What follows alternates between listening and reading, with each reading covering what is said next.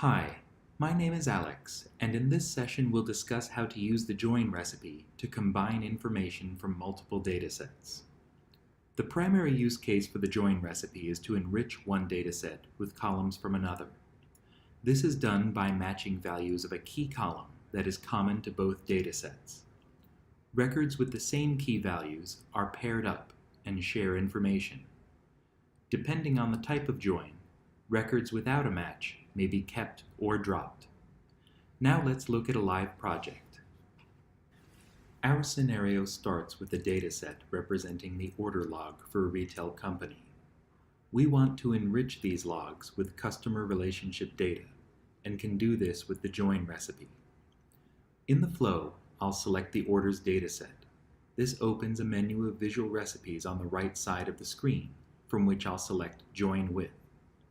This opens the recipe creation dialog, and orders is already listed as an input.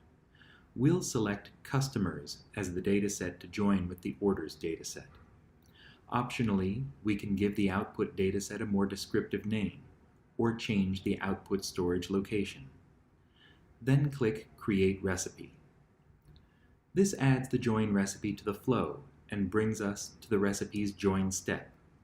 By default, the input datasets are combined with a left join, using Dataiku's best guess as to the key column. You can modify these criteria by clicking on the join. Choose how to handle records without a match on the Join Type tab.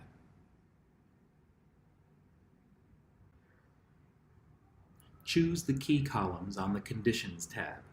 For our purposes, the left join works well, and Dataiku has correctly identified the join key columns.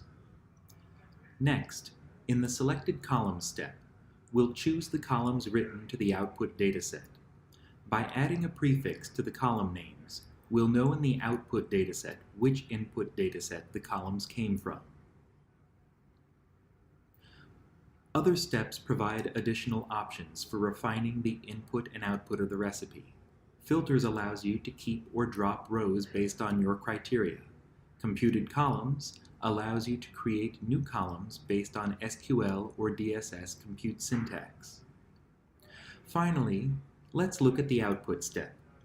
This gives you a chance to review the columns of the output dataset and their storage types.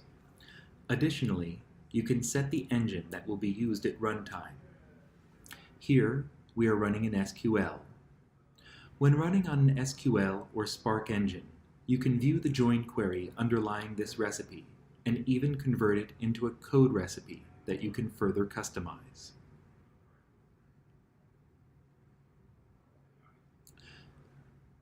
Now save and run your query.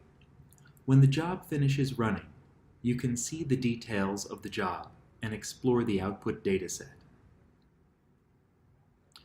We can also go back to the flow and see how it has been extended to include the new recipe and dataset.